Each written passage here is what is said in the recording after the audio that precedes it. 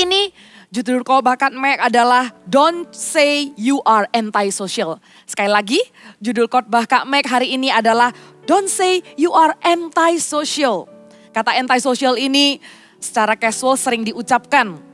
Atau lagi bercanda kita ngomongin teman, lu anti-social banget sih gitu ya. Bahkan ada brand ya yang pakai kata itu. Nah, secara casual waktu diucapkan tanpa terasa dan tanpa disadari, orang masuk ke dalam lifestyle itu. Orang masuk ke dalam lifestyle anti-social. Apalagi dengan zaman sekarang ini, relationship dibangun dengan berbagai macam cara. Relationship tidak lagi engaging seperti sebelum adanya sosial media. Relationship sebelum ada sosial media, orang berinteraksi dengan langsung, orang membangun meaningful engagement satu dengan yang lain dengan interaksi yang nyata. Dengan adanya sosial media, kita form relationship dengan a tap, a click, a slide, double tap, right? Dan kita drop. Bahkan banyak sekali cara untuk mempermudah kita meresponi sesuatu. Baik itu melalui gambar, baik itu melalui stiker. Nggak usah harus dengan mengucapkan dan meresponi dengan kalimat yang panjang-panjang. Sticker says everything, right?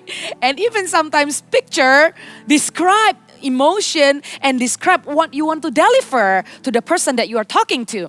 Dan dari social media ini, then we don't engage with others in meaningful ways. And dengan social media ini, easily we can cut people out from our life. And that's the fact of what happening right now. Itulah fakta yang terjadi dan inilah kenyataan kehidupan dengan hadirnya social media di dalam kehidupan generasi sekarang, generasi anak muda sekarang. Dan di dalam kehidupan realita, kalian semua, coba kalian bayangkan, apakah kalian mempraktekkan segampang itu dengan hanya satu klik dan kalian mengakhiri sebuah hubungan. Dengan satu klik kalian kemudian cut out the people from your life. You like it, then that person is gonna be in the list yang kamu follow atau dia follow atau in your circle gitu ya. Dan dengan satu klik begitu gampangnya, orang itu bisa out from your circle. No longer. Begitu gampangnya di-cut. Atau sebelum adanya sosial media, dari chat pun bisa delete kontak. Ya kan? Dari chat pun, dari kontak pun bisa di-block. Begitu banyak fasilitas yang akhirnya membuat sebuah culture relationship sedangkal dan tidak lagi deep meaningful. Di dalam firman Tuhan, apa yang Rasul Paulus ajarkan? Apa yang firman Tuhan ajarkan kepada orang Kristen? Kepada kita anak-anak Tuhan yang mengikuti Kristus. Apakah relationship seperti itu yang Tuhan harapkan kita miliki? Saya rasa sebagai orang Kristen dan pengikut Kristus, kita dipanggil untuk membawa dampak kepada orang. Kita dipanggil untuk menjadi garam dan terang dunia. Kita dipanggil untuk bersinar. Kita dipanggil untuk ada di tengah-tengah orang. Bukankah demikian saudara? Kita tidak dipanggil untuk menyendiri. Kita tidak dipanggil untuk hanya menciptakan lingkaran yang kita inginkan. Kita tidak dipanggil untuk menjadi anti-social. Jadi berhati-hatilah secara casual atau secara mood perasaan. Gue lagi anti-social. Atau kamu mengkategorikan bahkan dirimu, melabel dirimu. Aku bukan orang yang suka bergaul. Aku susah banget bergaul. Memang tidak semua orang memiliki kelebihan di dalam memulai sebuah pergaulan, di dalam mingle with a crowd. Saya memang mengakui tidak semua orang punya kemampuan seperti itu. Tapi sewaktu kita mengikuti Kristus dan kita punya panggilan, dan panggilan itu semua sama. Panggilan itu regardless dengan cara bawa diri kita yang mudah bergaul atau sulit banget bergaul. Saya tahu ada beberapa orang yang mengatakan kalau mau memulai pembicaraan susah banget gitu. Bahkan kalau mau memulai pembicaraan dengan orang yang tidak dikenal bisa sampai gemetaran gitu ya. Jadi hanya comfortable dengan orang yang dia kenal atau orang-orang yang dekat saja seperti keluarga atau 1-2 teman. It's okay. Memang di dalam kita membangun persahabatan akan hanya tersisa beberapa orang, 2-3 orang, lingkaran yang sangat kecil masuk ke dalam lingkaran yang orang kita percaya, yang kita katakan sahabat. Tapi sewaktu Tuhan memanggil kita untuk mengasihi Tuhan Allah kita dengan sepenuh hati, juga mengasihi sesama manusia seperti mengasihi diri kita sendiri, maka kita akan membawa diri kita menjadi saksi. Katakan sekali lagi, menjadi saksi. Waktu kita menjadi saksi, kita bukan lagi diri kita sendiri. Karena kenapa? Karena kita telah mengenakan manusia baru. Karena waktu kita mengikuti Kristus, kita bukan diri kita lagi sendiri. Kita bukan lagi hanya nyaman mengatakan, gua ini ya begini. Kita tidak lagi mengaminkan atau melabel diri sendiri yang introvert, yang antisocial, yang gak mau bergaul, gak bisa bergaul. Kita tidak lagi mengaminkan itu. Siapa yang mengatakan itu? Tuhan telah mengenakan manusia baru di dalam hidupmu. Sewaktu engkau menerima Kristus, bahkan di dalam kelemahanmu Tuhan akan bermegah. Tuhan akan membawa engkau semakin serupa dengan Kristus. Itu kabar baiknya. Kadang ada kebohongan-kebohongan. The lies that devil puts in your mind. The lies, the intimidation that the devil try to twist the truth and makes you believe that you no longer can change. Iblis berusaha untuk membuat Anda bukan Anda dikalahkan, tapi membuat Anda tidak bisa melihat kemenangan sepenuhnya yang Tuhan janjikan dalam hidupmu. Bukan langsung dikalahkan, tapi dengan cara yang sangat mulus, dengan cara yang sangat licik, membuat Anda tidak bisa melihat kemenangan sepenuhnya yang Tuhan janjikan dalam hidupmu. Itu adalah step pertama. Untuk membuat Anda tidak bisa melihat bahwa sesungguhnya Tuhan mau membawa Anda semakin hari semakin serupa dengan Kristus. Anda stuck dengan keadaan melihat bahwa aku ini ya begini.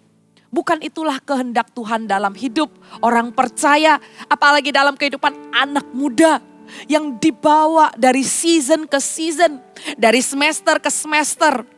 Dari sekolah kemudian menuju kepada universitas. Dari universitas masuk ke dalam marketplace. Tuhan membawa saudara bertemu dengan banyak orang. Tuhan membawa Anda bertemu dengan kesempatan demi kesempatan dalam setiap musim kehidupan. Dan setiap kesempatan itu bukan hanya kemasan kesempatan itu aja. Di dalam kesempatan itu bukan hanya apa yang ditawarkan kesempatan itu. Tapi orang-orang yang terlibat di dalam kesempatan itulah adalah berkat yang jauh lebih besar daripada kemasan kesempatan itu. Jauh lebih besar dan jauh lebih berarti daripada promosi yang diberikan. Jauh lebih berarti daripada penerimaan jawaban doa universitas yang kamu idam-idamkan. Orang-orang yang terlibat itulah orang-orang yang ada di kanan kiri, yang ada di sekeliling, orang baru, orang yang menolongmu, orang yang mensupportmu, itu lebih berarti. Dan itulah berkat yang jauh lebih melebihi apapun dan lebih berharga daripada kemasan kesempatan itu. Anda paham ini? Anda paham ini? Relationship yang ada di sekeliling kita adalah kebenaran dan dampak yang harus kita lihat, apakah kita benar-benar menjadi saksi. Dampak dan orang-orang yang ada di sekeliling kita, dampak yang kita bawa. Harus kita pikirkan apakah kita sudah menjadi saksi. Atau kita begitu task oriented sampai kita tidak memperhitungkan orangnya. Sampai kita tidak melibatkan dan sengaja interact, membangun, engaging dengan orang-orang yang di sekeliling. Pokoknya tugas gue selesai, pokoknya target gue tercapai, gue move on. Gue lanjut ke season berikutnya. Jangan sampai kita berlari, jangan sampai kita sibuk melakukan banyak hal. At the end, Sungguh, apakah artinya semua itu kalau tidak ada orang-orang terkasih dan orang-orang yang kita bangun di dalam perjalanan ini merayakan bersama dengan kita? Bukankah demikian saudara? Nah, kita lihat sama-sama. Di Kolose pasal yang ketiga, apa yang Paulus ajarkan kepada jemaat Kristus, kepada jemaat orang Kristen di dalam membangun hubungan dan di dalam membangun relationship. Kita akan baca sama-sama ya di Kolose pasal yang ketiga ayat yang ke-12 sampai 17. Sebelum kita baca, saya kembali lagi sedikit kepada convenience-nya social media. Social media sangat powerful dan social media akan menjadi dampak, menjadi alat yang powerful yang bisa kita pakai untuk kemuliaan nama Tuhan. Tapi social media kalau ditunggangi dengan cara yang salah, social media contribute a big deal. Social media ini punya kontribusi yang sangat besar di dalam masalah kesepian dan loneliness. Kesepian atau loneliness yang dirasakan oleh orang-orang sekarang ini. Coba pikirkan baik-baik. Kenapa loneliness menggerogoti dan begitu seperti wabah, seperti sebuah wave yang melanda generasi sekarang ini. Orang begitu gampang merasa lonely.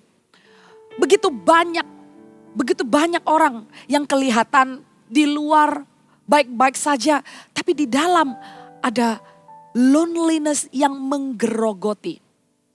I would say social media contribute a big deal in the loneliness that people is facing nowadays. Membuat orang menjadi less interact. Membuat orang melihat apa yang orang lain mau mereka lihat. What you see in social media, it's not what you see. What you see in social media is what other people want you to see. Sekali lagi saya katakan ya, apa yang Anda lihat di sosial media bukanlah sesungguhnya apa yang Anda lihat. Tapi apa yang orang lain tampilkan dan apa yang orang lain ingin Anda lihat. Dan tampilan-tampilan itu di balik BTS semua sangat besar kemungkinannya tidak seperti yang Anda pikirkan. Dan semakin banyak orang mengkonsumsi apa yang ditampilkan oleh sosial media, apa yang ditampilkan di dunia maya ini. Orang kemudian membangun dunianya sendiri. Orang membangun ekspektasinya sendiri. Dan tidak jarang banyak orang menarik diri, banyak orang hidup di dalam dunia itu dan lupa bahwa di dalam membangun meaningful relationship dibutuhkan interaksi yang sebenarnya. Di dalam membangun relationship dibutuhkan keterbukaan yang sejujur-jujurnya. Dibutuhkan penerimaan apa adanya. Bukan yang dibangun atas platform yang dibuat, yang diekspektasikan sesuai dengan audience. Sewaktu orang terjebak di dalam membangun dunianya sendiri. Sewaktu orang terjebak dengan ekspektasi-ekspektasi yang dibangun di dalam lingkaran sosial media ini. Apa yang terjadi? Makna relationship pelan-pelan dikikis. Dikikis dari kehidupan bersosialisasi, berinteraksi nyata dengan orang. Dikikis menjadi semakin menjauhi dunia nyata. Dikikis menjadi hidup di dalam lingkaran konten yang harus diciptakan, yang harus ditampilkan, yang harus disajikan kepada audience. It's really sad. It's really sad. By saying this, saya enggak against dan saya tidak suruh anak muda untuk menarik diri dari sosial media. Saya tidak suruh anak muda untuk berhenti bersosial media. No. Use it sebagai alat. Alat yang bisa menambah wawasan. Use it wisely sehingga tidak mengambil apa yang penting dalam kehidupanmu. menambahkan wawasan, menambahkan nilai, membangun network adalah baik. Tapi berhati-hatilah di dalam relationship. Berhati-hatilah di dalam socializing. Supaya Anda mengerti socializing yang Tuhan inginkan dalam hidup orang Kristen. Relationship yang Tuhan inginkan anak-anak Tuhan bangun adalah sesuai dengan apa yang diajarkan di Kolose ini. Kita akan sama-sama lihat, kita sama-sama pelajari, kita sama-sama resapi, kita tarik diri kita dari dunia yang kalau kita tidak sadari. Dan sekarang sewaktu Anda mendengarkan firman Tuhan, Anda disadarkan, iya ya, saya terjebak terlalu lama di dunia yang sudah saya ciptakan, yang menarik saya dari orang-orang yang nyata yang sesungguhnya, dari relationship yang sesungguhnya. Saya mau keluar. Saya mau kembali membangun relationship yang meaningful. Yang enggak segampang klik, double klik. Yang tidak dibangun berdasarkan double klik. Yang tidak berinteraksi hanya dengan quick response.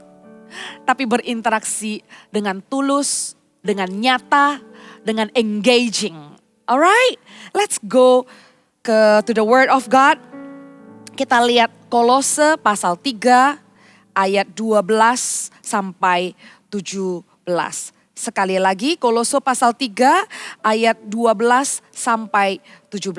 Kalau ada orang di kanan kiri kalian, ya kalau ibadah bersama dengan siblings atau kalian streaming bareng-bareng teman-teman, bilang sama mereka, don't say you are antisocial. Ya, bilang sama teman kanan kirinya, don't say you are antisocial. Jangan bilang kamu antisocial ya. Oke, kita baca ayat yang ke-12 sama-sama di tempat Anda berada. Baca yang dengan suara terbaik ya. Karena itu sebagai orang-orang pilihan Allah yang dikuduskan dan dikasihinya, kenakanlah belas kasihan, kemurahan, kerendahan hati, kelemah lembutan, dan kesabaran. Ya, saya berhenti di ayat 12 sekali lagi. Karena itu sebagai orang-orang pilihan Allah yang dikuduskan dan dikasihinya, kenakanlah belas kasihan, kemurahan, kerendahan hati, kelemah lembutan, dan kesabaran. Karena itu sebagai orang-orang pilihan Allah, kamu adalah orang pilihan Allah. Anda semua yang menyaksikan dan mendengarkan firman Tuhan, kamu adalah orang pilihan Allah. Kamu adalah orang percaya. Kamu adalah orang Kristen. Kamu adalah pengikut Kristus. Kamu sedang diajarkan. Apa yang diajarkan? Supaya Anda kenakanlah belas kasihan. Kalau kita berinteraksi dengan orang, inilah yang akan kita lakukan. Yang tidak bisa kita lakukan hanya melalui platform online. Kita tidak bisa melakukan ini melalui platform sosial media.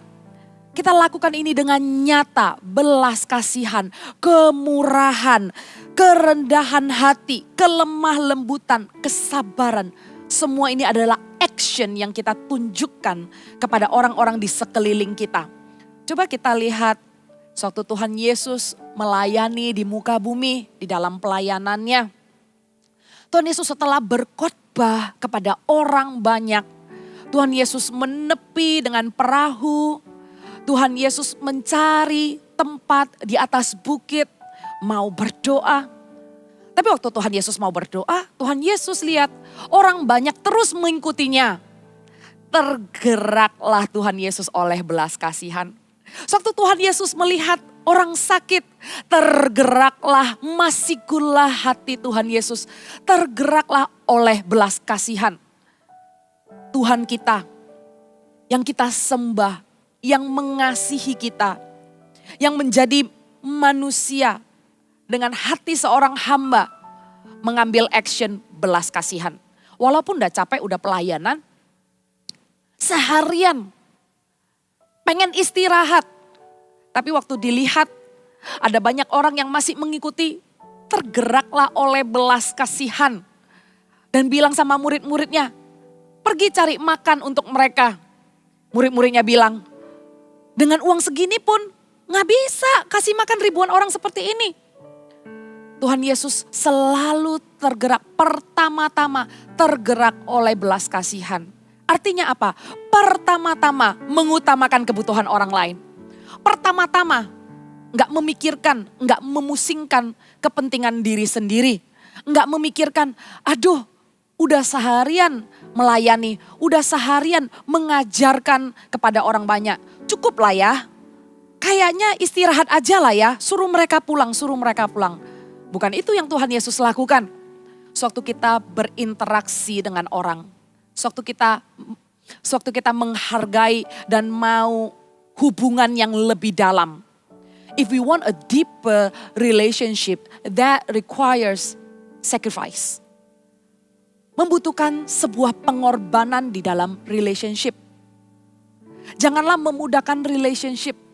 Hari-hari ini jangan sampai dengan social distancing menarik orang-orang sehingga relationship menjadi begitu gampang. Relationship menjadi urusan masing-masing. Kalau nanti urusan gua beres aja, gua baru urus urusan lu. Sekarang semua lagi susah, gua gak bisa pusingin orang lain. Sewaktu kita berpikir dengan cara dunia membentuk kita akan terbawa arus. Tanpa kita sadari, kita akan terbawa menjadi orang yang lama-kelamaan terjebak di dalam lingkaran anti-social. Tergeraklah hatimu oleh belas kasihan seperti yang ditunjukkan oleh Tuhan Yesus. Saya sendiri juga banyak ditegur di area belas kasihan seperti yang dipraktekkan oleh Tuhan Yesus. Kalau udah capek, fisik gak bisa bohong. Kalau saya sendiri dalam mengolah suara harus latihan lagi. Kadang cara pengolahan suara yang salah setelah berkhotbah suara saya jadi hilang gitu ya. Jadi kalau misalnya diajak ngomong orang itu udah ngos-ngosan, suaranya sudah nggak ada, nafasnya udah gitu ya. Jadi kalau misalnya harus ngobrol lagi sama orang itu kayaknya aduh capek ya. Aduh pengennya sendiri aja gitu ya. Pengennya nggak mau ketemu orang lagi. Tapi saya melihat apa yang Tuhan Yesus lakukan. Dan justru di saat-saat Anda mau tergerak oleh belas kasihan, mujizat terjadi. Justru saat pertama Tuhan Yesus meresponi orang yang ada di depan dan kerumunan yang ada di depan dengan belas kasihan. Cerita selanjutnya selalu berlanjut dengan kesembuhan terjadi. Multiplikasi terjadi. Beribu orang diberi makan. Semuanya dimulai dari belas kasihan. Dan waktu saya lihat itu, oh Tuhan sesungguhnya bukan hanya menyelesaikan pelayanan dan tugas. Tapi sewaktu saya mau melangkah di dalam belas kasihan, Tuhan akan mengerjakan sesuatu di luar daripada apa yang saya bayangkan. Maka waktu itu saya berdoa, saya bilang Tuhan saya tahu saya ada keterbatasan. Kalau saya selesai khotbah saya capek banget, saya pengennya istirahat. Apalagi kalau misalnya lagi travel keluar kota, pelayanannya pasti udah dari tiba, nanti ada pertemuan leader sampai malam, fellowship, besoknya ibadah, kemudian fellowship lagi. Wah pasti ngomong terus ya. Saya berdoa sama Tuhan, saya bilang Tuhan kalau saya ada kesempatan ketemu orang, saya bukan cuma ngisi khotbah. Tuhan kalau saya ada kesempatan untuk datang ke satu kota, saya bukan cuma menunaikan tugas jadwal pelayanan. Tapi orang-orang yang saya temui di Bandung, orang-orang yang saya temui di Manado, yang saya temui di kota-kota yang saya kunjungi, pasti bukanlah sebuah kebetulan Tuhan. Pasti melalui relationship yang jarang-jarang ketemu ini, ya kenal yang gak kenal banget ini, saya percaya akan terjadi multiplikasi, akan terjadi kesembuhan. Tuhan akan melakukan perkara ajaib. Dan saya berdoa, ternyata ya untuk socializing, Tuhan jawab loh doa saya. Untuk socializing, doa, minta sama Tuhan. Waktu kita mau bergaul dan kita rasa susah, waktu kita mau memulai pembicaraan dengan orang, kita rasakan kita nggak mampu. Saudara, minta sama Tuhan. Tuhan dengar kok doa yang seperti itu. Saya doa, saya bilang sama Tuhan, Tuhan saya minta suara saya jangan habis Tuhan. Tuhan, saya minta karena pita suara saya ada ini ya, ada vocal nodule-nya. Jadi selain daripada suara saya gampang habis, saya nafasnya itu juga ngos-ngosan begitu loh. Saya bilang, Tuhan, Roh Kudus, ingatkan saya kalau waktu saya khotbah itu jangan digas gitu. Jangan ngegas terus, slow down gitu ya. Talk chill gitu loh kalau ngobrol. Nah ini nih saya lagi remind diri saya sendiri ya. Tuhan, saya gak mau suara saya habis Tuhan. Karena habis ini Tuhan masih mau pakai saya untuk ngobrol sama orang gitu. Kalau saya pentingkan keinginan saya sendiri. Kalau saya pikir-pikir dan hitung-hitung kemampuan saya sendiri. Akhir ending-endingnya saya pasti akan ada di ruangan yang sudah gak mau ketemu orang. Itu saya saudara. Saya akui dengan kedagingan saya itu saya. Saya akan ada di ruangan kayak enaknya sendiri gitu ya. Tapi saya berdoa, saya minta sama Tuhan. Tuhan kasih saya belas kasihan. Saya minta sama Tuhan. Dan apa yang terjadi, waktu saya meminta, ini bukan keinginan saya karena saya tahu Tuhan mau memakai relationship. Tuhan menghargai relationship. Tuhan jawab doa saya. Saya bisa berfellowship dengan sukacita. Tidak dengan terpaksa. Tidak karena harus sebagai gembala harus naik sama orang. Enggak. Tapi saya ketemu dengan orang yang ada di kota-kota yang saya kunjungi. Ngobrol sama mereka. Apakah itu diri saya? Enggak. Tadi saya bilang kalau kedagingan saya memilih enggak seperti itu. Tapi kayak saya minta sama Tuhan. Tuhan jawab doa saya. Kenakan belas kasihan. Saya berpikir, wah orang-orang ini pasti punya banyak pertanyaan.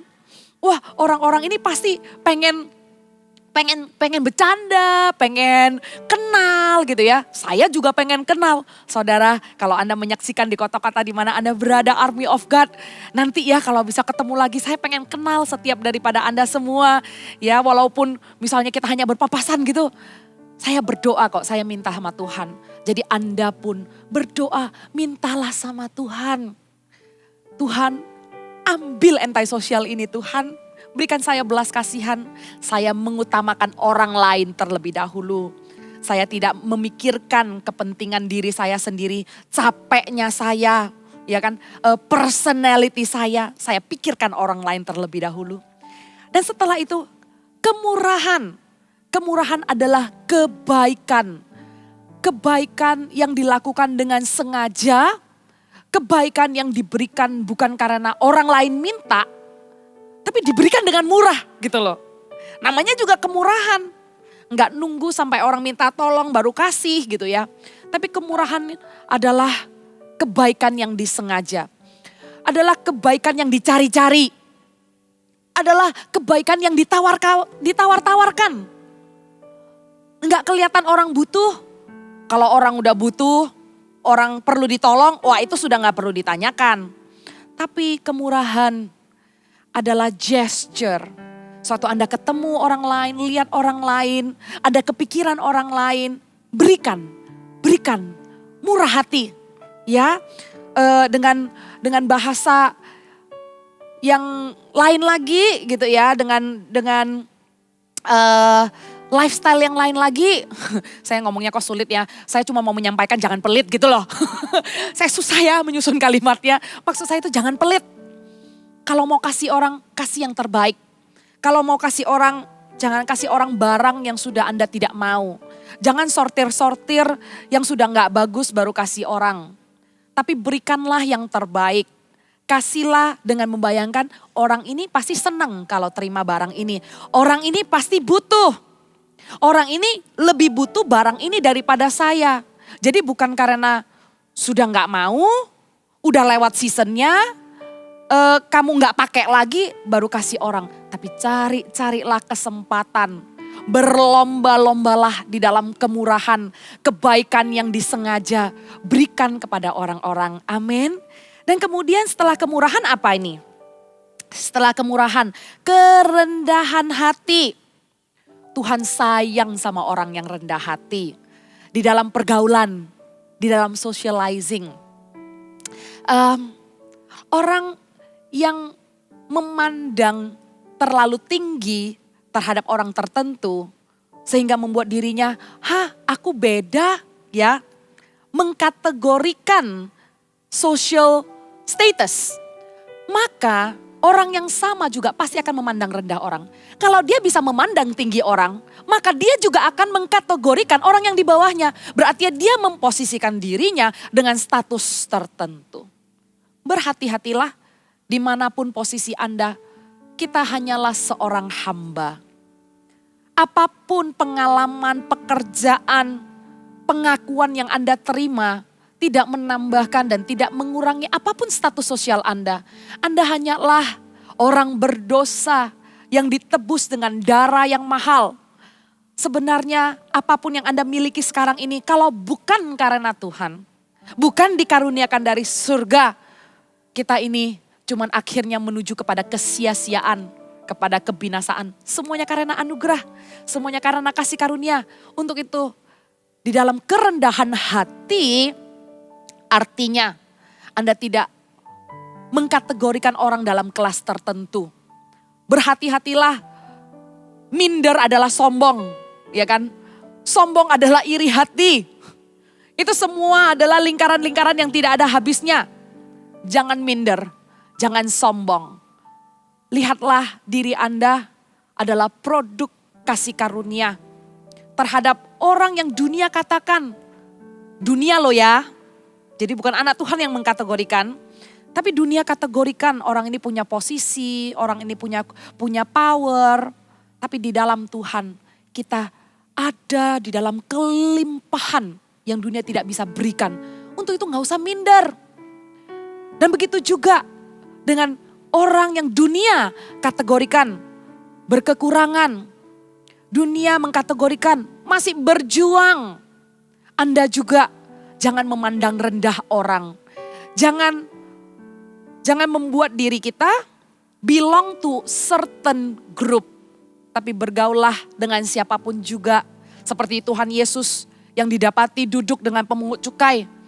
Dan orang-orang Farisi tanya kepada murid-murid. Loh kok Tuhan Yesus duduk sama orang berdosa? Ya, waktu kejadian ini terjadi, Perjanjian Baru belum ditulis. Jadi orang-orang yang ada di dalam Perjanjian Baru ini mereka nggak belajar dari kitab Matius, Markus, Lukas, Yohanes. Mereka nggak belajar. Tapi kita semua kan udah belajar. Kita semua kan udah melihat teladan Tuhan Yesus. Kita udah baca kan Perjanjian Baru kan. Kita sudah melihat apa yang Tuhan Yesus lakukan. Tuhan Yesus nginep di rumah Zakeus. Tuhan Yesus duduk dengan pemungut cukai. Sungguh kalau Anda menjadi saksi, sungguh Anda kalau membawa dampak di dalam sebuah hubungan, Tuhan akan pakai. Tuhan akan pakai anak muda, jangan anggap dirimu muda. Tuhan akan pakai Anda berbicara kepada orang yang punya status di dunia sekalipun. Dan kepada orang yang hancur hati, orang yang masih berjuang. Tuhan akan memakaimu berbicara kepada bangsa-bangsa. Yang percaya katakan amin. Don't limit yourself. And don't let the devil tells you who is belong to this class and that class. No such things. Kerendahan hati. Dan selanjutnya, kelemah lembutan. Kelemah lembutan berbicara tentang sopan santun. Not ignorance.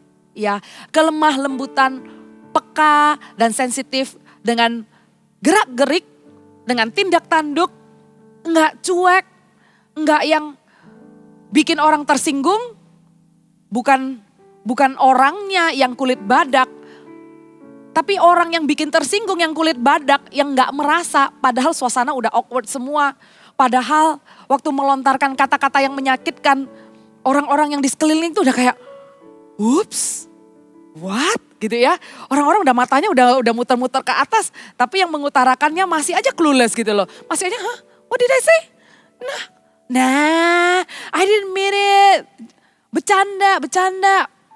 Sewaktu orang lain tersakiti oleh kata-kata kita, sesegera mungkin feel sorry karena orang lain perasaannya disakiti dan pada waktu itu bukanlah kesempatan kita membela diri dengan mengatakan bercanda kok.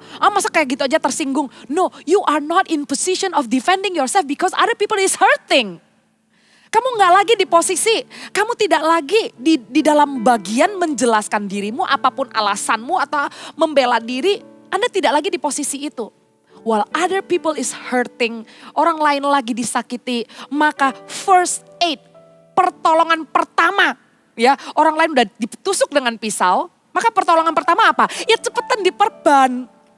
Masa orang lain udah ditusuk dengan pisau, kita story lagi, orang lain udah berdarah, udah syur gitu. Oh wait. Oh pakai filter apa nih?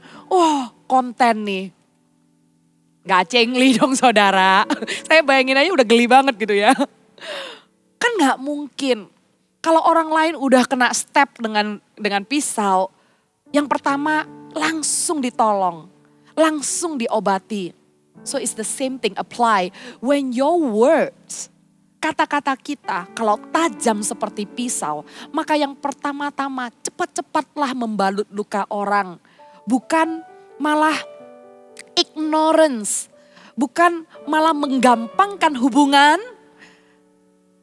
dan membuat orang lain terluka lama. Anda pikir-pikir dulu, oh mengumpulkan keberanian, it's not keberanian, it's actually called pride. Itu adalah pride dan egomu untuk minta maaf. Itu adalah pride dan egomu membiarkan orang berdarah-darah. Tanggalkan semua itu. Karena di dalam kehidupan socializing butuh pengorbanan kan? Kalau Anda mau memperjuangkan hubungan, Anda tidak mau masuk ke dalam dunia anti-social. Anda tidak mau meninggalkan persahabatan. Anda tidak mau berakhir sendiri saja. Sebenarnya sendiri dan tidak mau bergaul, untungnya apa, ruginya apa sih? Saudara, loneliness never have benefit. Di dalam kesendirian tidak pernah ada keuntungan. Udah gak usah ditimbang-timbang. Karena loneliness adalah pintu pertama, celah pertama yang iblis targetkan untuk membuat orang putus asa. Untuk membuat orang merasa hilang pengharapan. Karena disitulah sumber konflik. Loneliness adalah sumber konflik. Karena loneliness mengandung kebingungan antara trust and distrust. Antara percaya dan tidak percaya. Antara pengharapan dan kekecewaan. Karena disitulah sumber konflik. Kesepian itu adalah sumber konflik hati. Untuk itu harus berjaga-jaga. Nggak ada plusnya, nggak usah ditimbang-timbang lagi.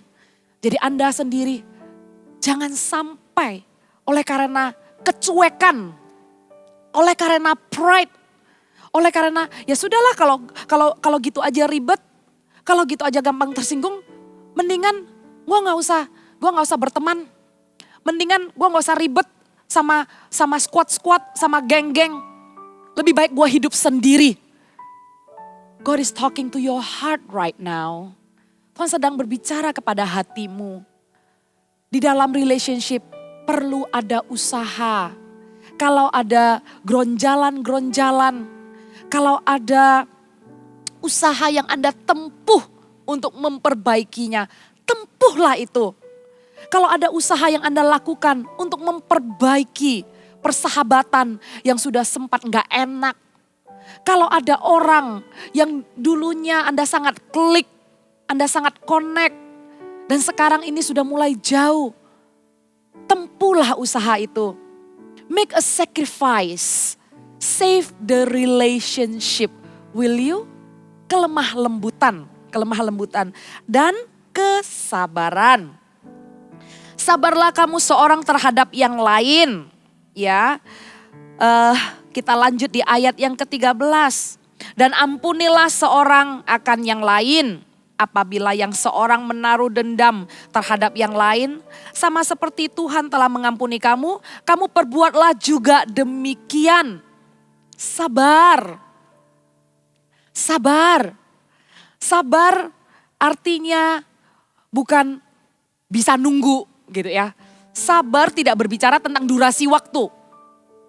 Tidak sedangkal itu arti sabar.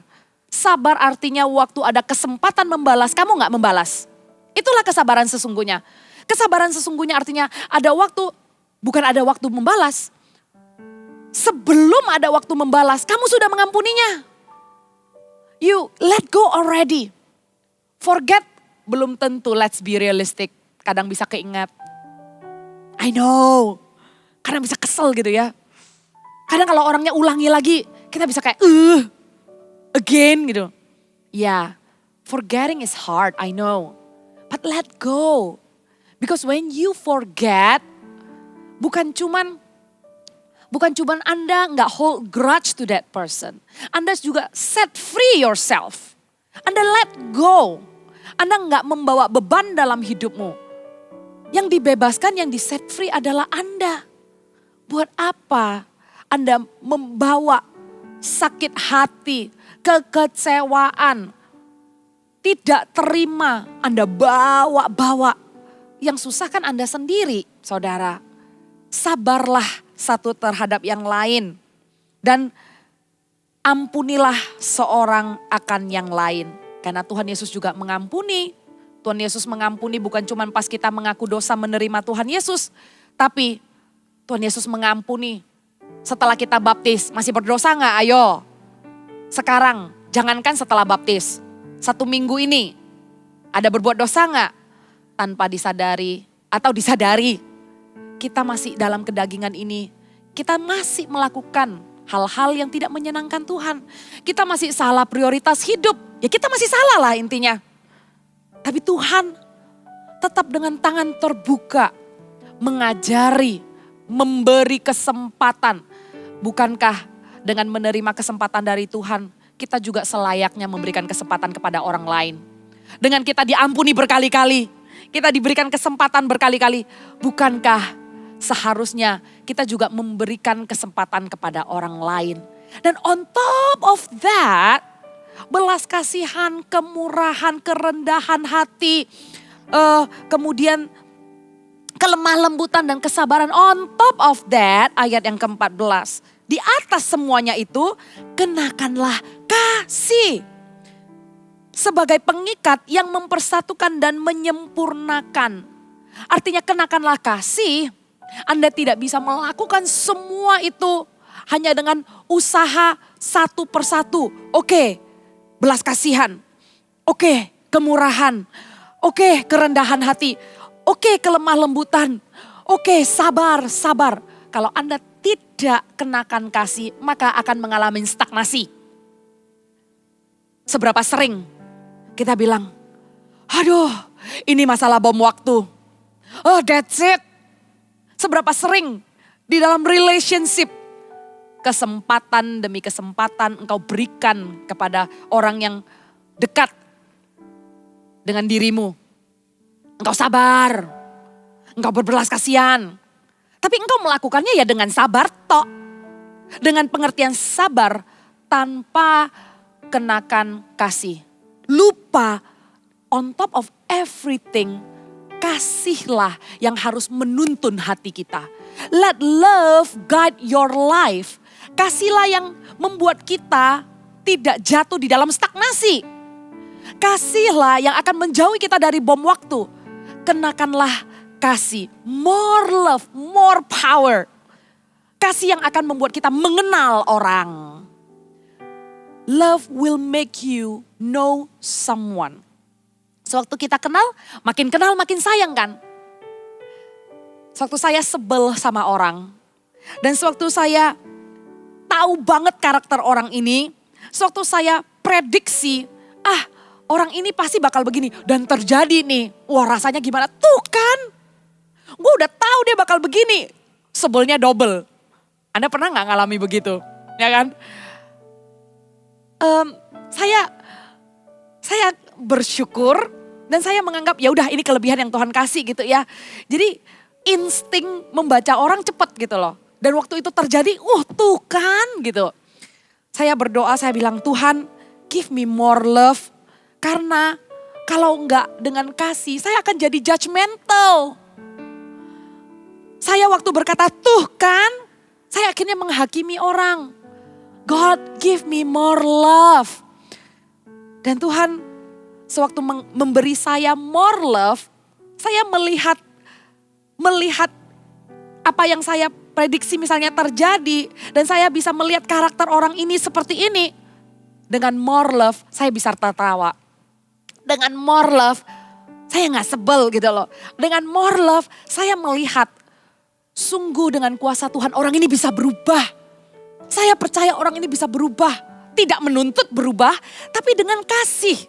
How can I describe this? It's beautiful.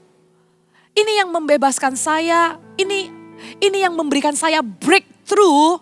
Betapa enaknya perasaan ini saya juga pengen Anda rasakan. Dengan love, Anda akan melihat perfection only exists in God. Sehingga kamu gak gampang irritated sama orang lain. Kamu gak gampang tersinggung sama orang lain. Kamu gak akan sebel dan melabel dan judging orang itu seperti itu. Dengan more love, kamu bisa menerima orang itu. Dan kamu mau knowing that person. Kamu mau kenal orang itu lebih dalam lagi. Knowing something about someone is a knowing them. Knowing something about someone is not knowing them. Kamu tahu sesuatu tentang seseorang tidaklah membuat kamu mengenal orang itu. Kamu tahu perbuatan dia, kamu tahu permukaan dia, tidak membuat Anda mengenal orang itu. Apa yang membuat Anda mengenal orang itu?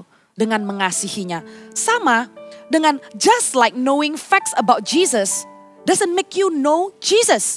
Because know Jesus is by relationship. Kamu tahu, kamu dengar khotbah, kamu dengar orang memberitakan Injil, kamu tahu cerita tentang Tuhan Yesus, tapi itu tidak membuatmu mengenal Tuhan Yesus. Bagaimana caramu mengenal Tuhan Yesus? Adalah melalui relationship. Adalah melalui mengasihinya, menginginkan hadiratnya. Kalau engkau melakukan itu di dalam spiritual life-mu, membangun relationship dengan Tuhan, maka engkau juga pasti dengan kasih membangun relationship dengan orang-orang di sekeliling untuk mau lebih mengenal mereka dengan kasih, bukan hanya permukaan saja.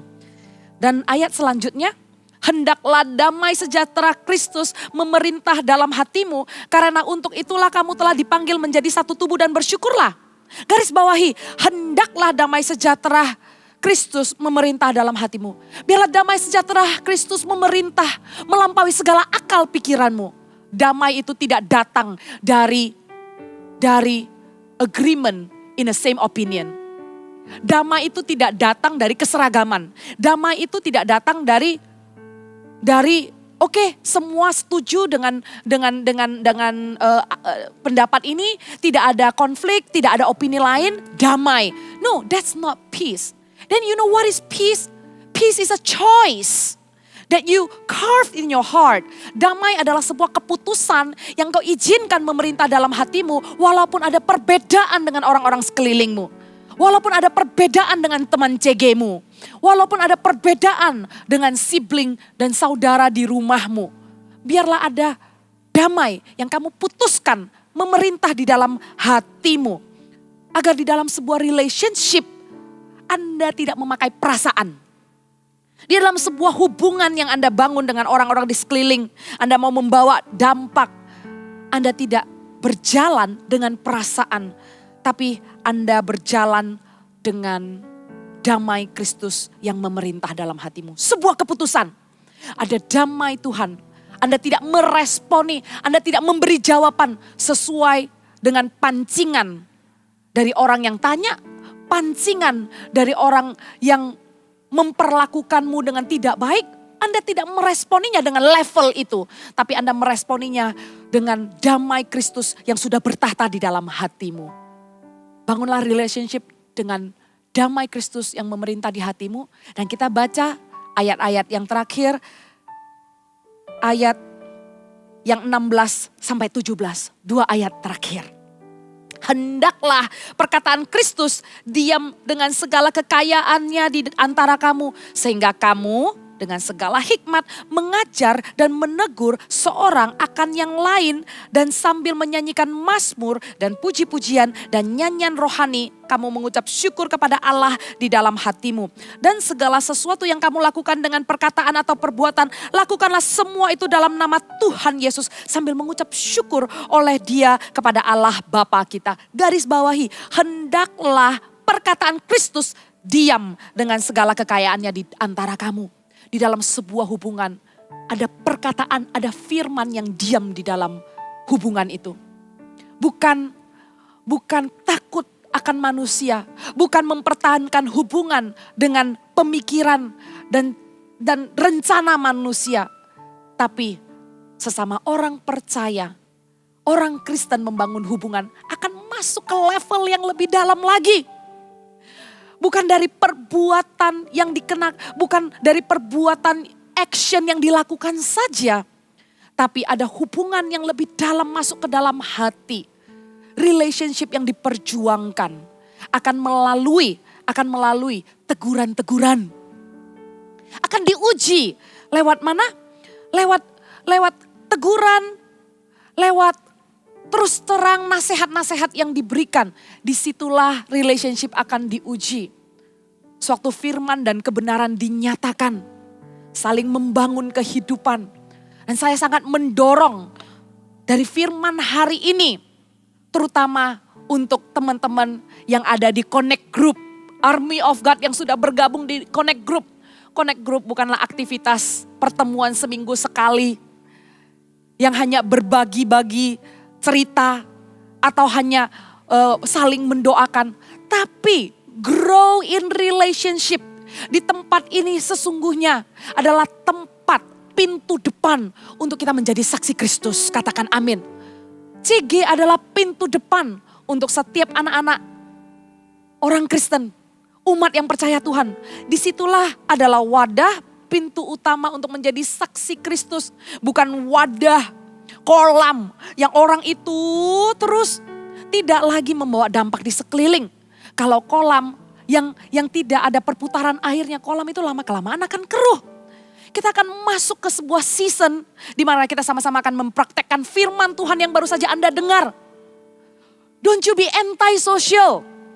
Don't say you are anti-social. Kita bukanlah orang-orang yang anti-sosial. Kita dipanggil untuk bersinar, membawa dampak dan influence. Kita akan sama-sama di dalam momentum kegerakan korporat. Kita akan masuk di dalam CG Fund di musim ini. Di tanggal 16-17. Haleluya, amin. Kita sudah berdoa bersyafaat bersama-sama di pertemuan dengan para leader. Kita berdoa agar setiap CG dan kolam persekutuan orang percaya ini bisa juga membagi berkat relationship-nya kepada orang-orang yang belum kenal Tuhan. Kita juga bisa membagi persahabatan kepada orang-orang yang belum tertanam di komunitas yang ada kebenaran firman Tuhannya. Di dalam komunitas yang memperkatakan firman Tuhan. Di dalam komunitas yang bermazmur dan bernyanyi. Pujian-pujian dan nyanyian rohani. Mengucap syukur kepada Allah. Di dalam segala yang kamu lakukan. Suatu kita melakukan CG Fund. Army of God, are you ready? Suatu kita melakukan CG Fund. Lakukanlah itu untuk Tuhan. Janganlah lakukan itu untuk leadermu. Janganlah lakukan itu untuk agenda gereja. Tapi lakukanlah sebagai individu personal yang dipanggil. Setiap dari kita. Bukankah keselamatan itu masing-masing? Bukankah keselamatan itu adalah pribadi? Bukankah pada akhir hidup kita akan menghadap tahta Tuhan? Enggak gandengan rame-rame semua satu army of God menghadap tahta Tuhan. Pribadi kita akan menghadap tahta Tuhan.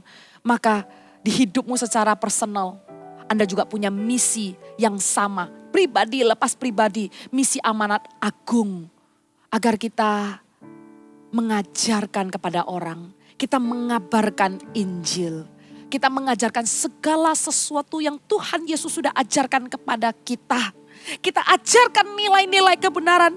Kita share kehidupan kita yang sebelum kenal Tuhan dan sesudah kenal Tuhan. Bedanya apa? Kita bersaksi dengan sukacita. Kita lakukan dengan passionate.